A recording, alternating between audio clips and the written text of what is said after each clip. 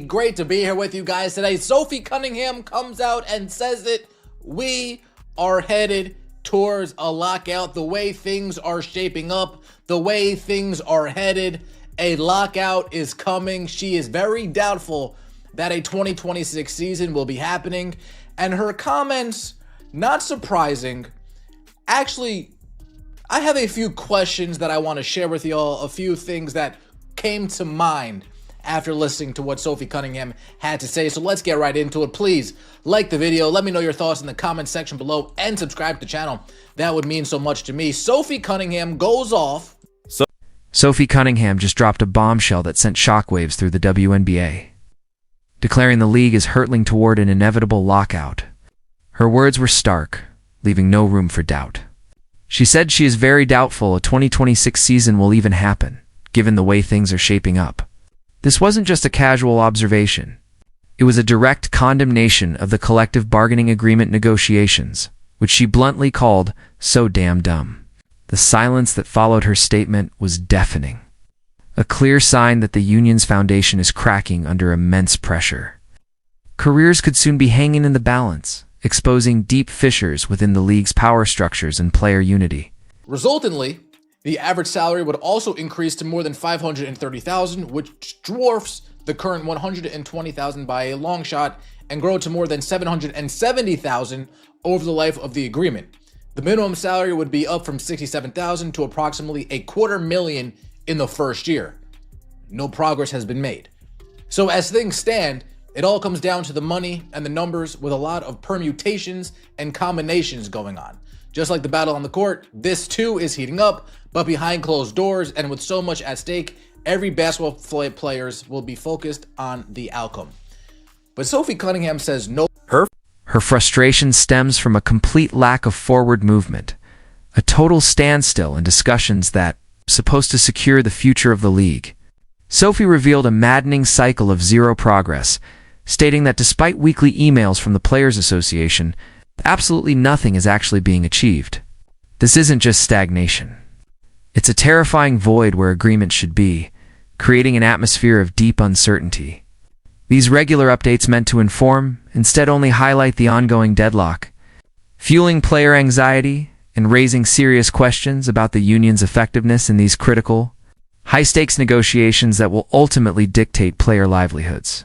Committed are these players to actually finding out how good of a deal this currently is laid out by the league, laid out by the owners? She says that she gets an email once a week by the Players Union, sends out an email, she reads it, no progress has been made. What is in that email? What kind of jargon, what kind of manipulation tactics is in that email that makes these players actually believe that no progress has been made?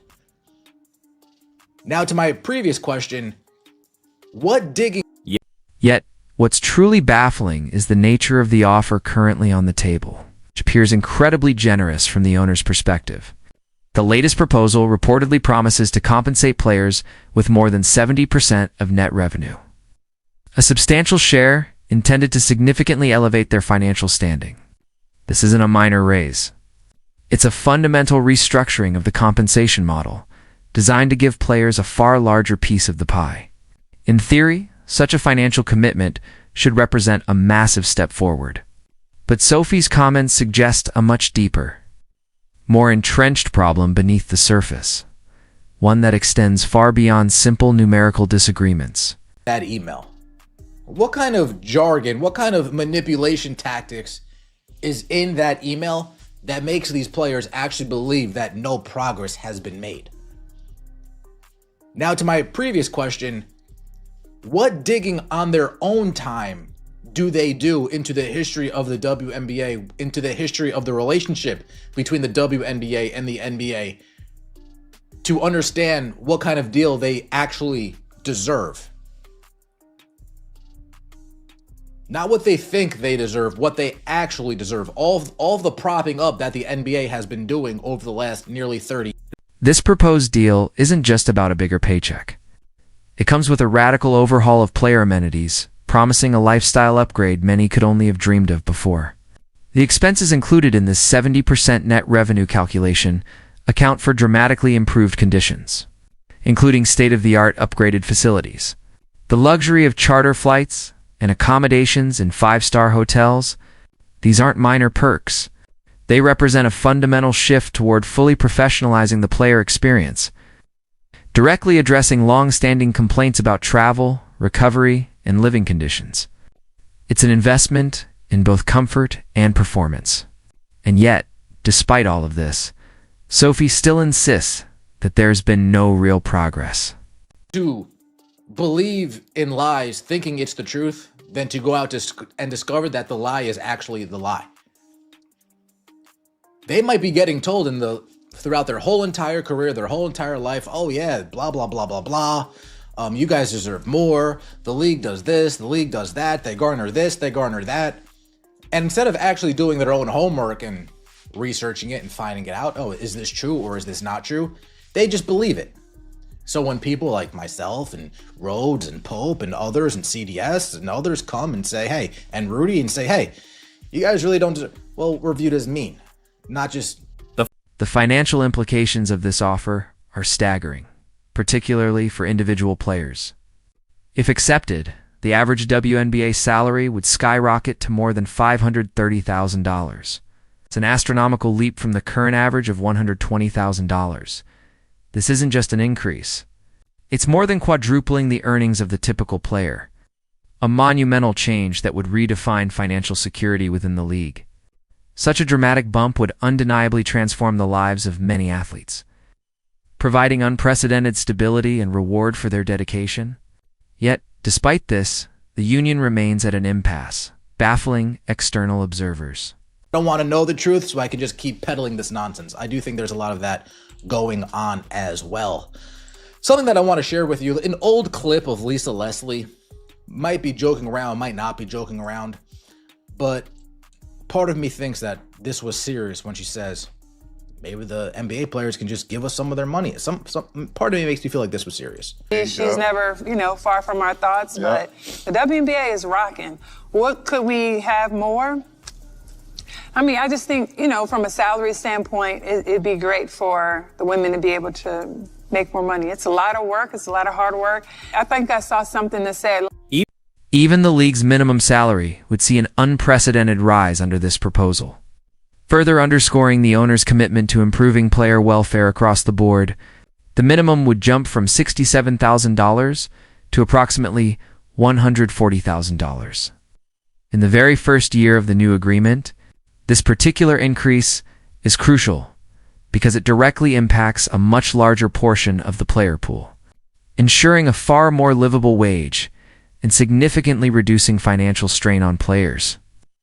Early in their careers, or those not yet in the top tier, it represents a foundational change aimed at lifting all boats, yet still, no breakthrough has been reached. We could just take a donation around the NBA, maybe. Maybe one night y'all don't go to the casinos. I have something on this. See, and now you could think that this is just a funny joke. Ha, Lisa Leslie is just being funny.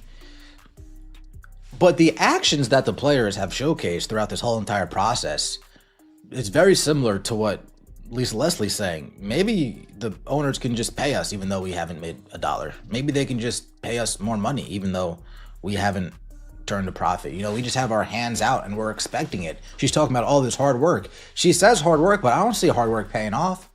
I see it paying off for a handful of ladies. Despite these seemingly transformative financial and amenity improvements, Sophie Cunningham adamantly maintains that no progress has been made. This steadfast denial of movement, even in the face of such a lucrative proposal, raises a crucial question.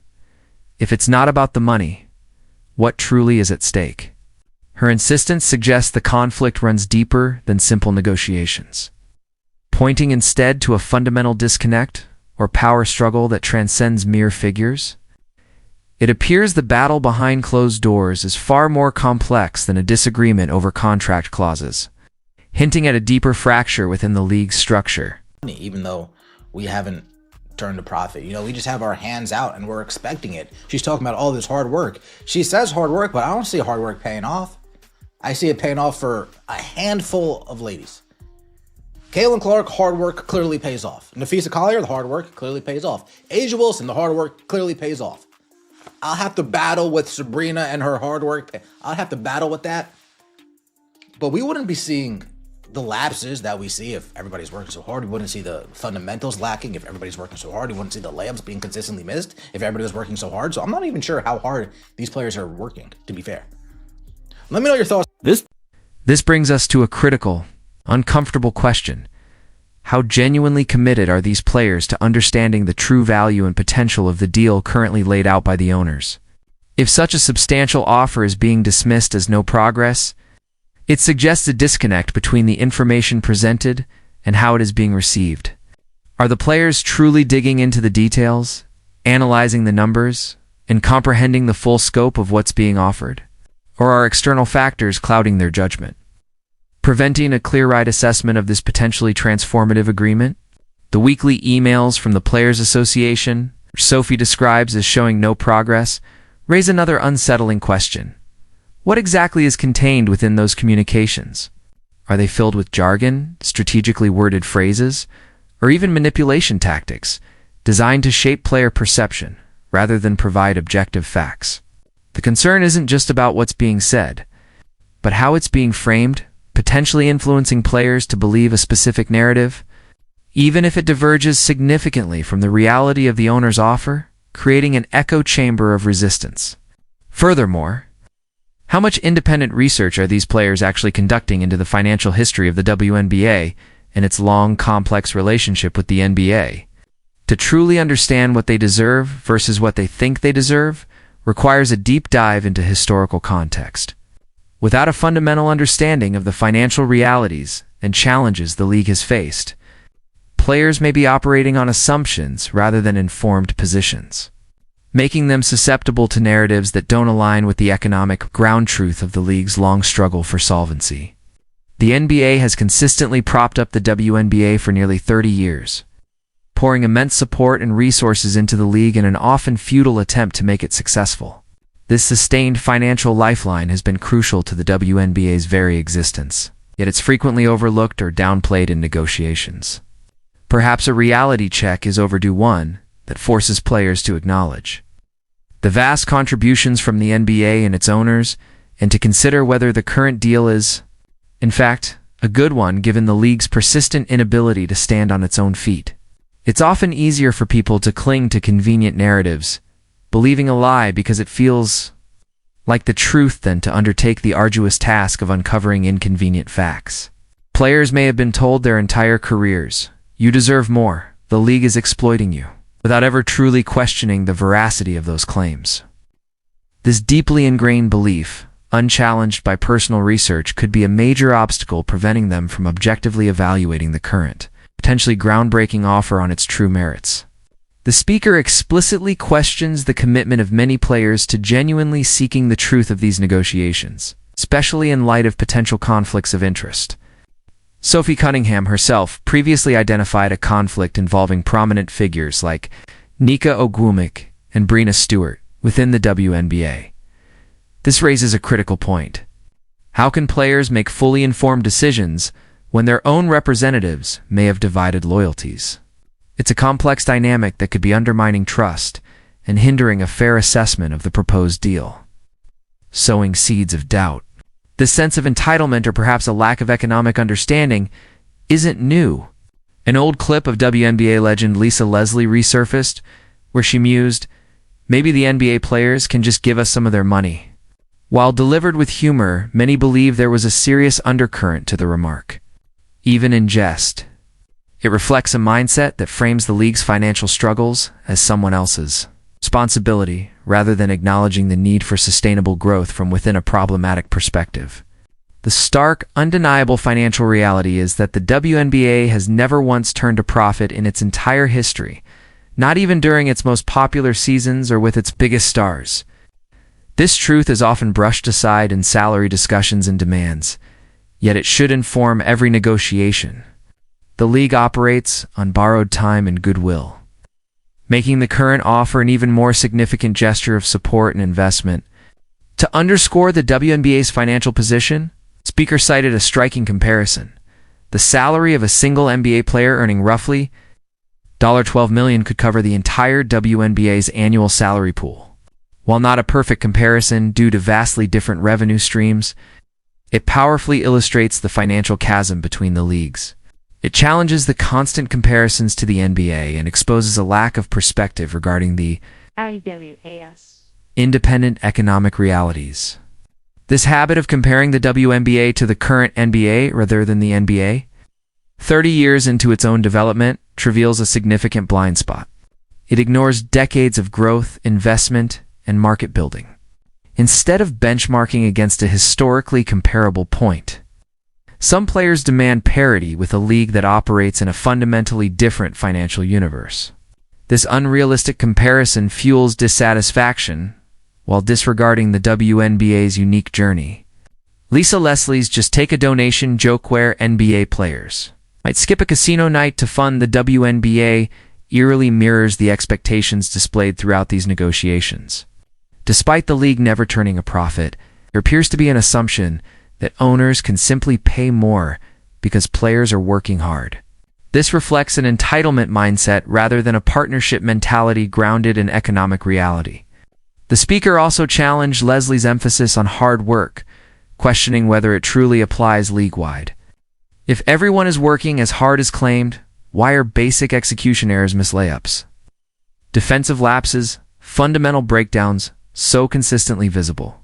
While stars like Caitlin Clark, Nika Ogwumik, and Sabrina Ionescu clearly exemplify elite dedication, the claim of universal effort doesn't always translate to on-court excellence. Ultimately, the impasse raises an unsettling question. Are players victims of manipulation, believing narratives pushed by their own union, or is something deeper at play? Do they know the truth, but allow ego and pride to prevent acceptance of a deal that challenges inflated expectations? Or do they simply choose not to, preferring to peddle comforting narratives rather than confront uncomfortable financial realities? Whatever the answer, the truth remains obscured. That ambiguity continues to jeopardize the league's future.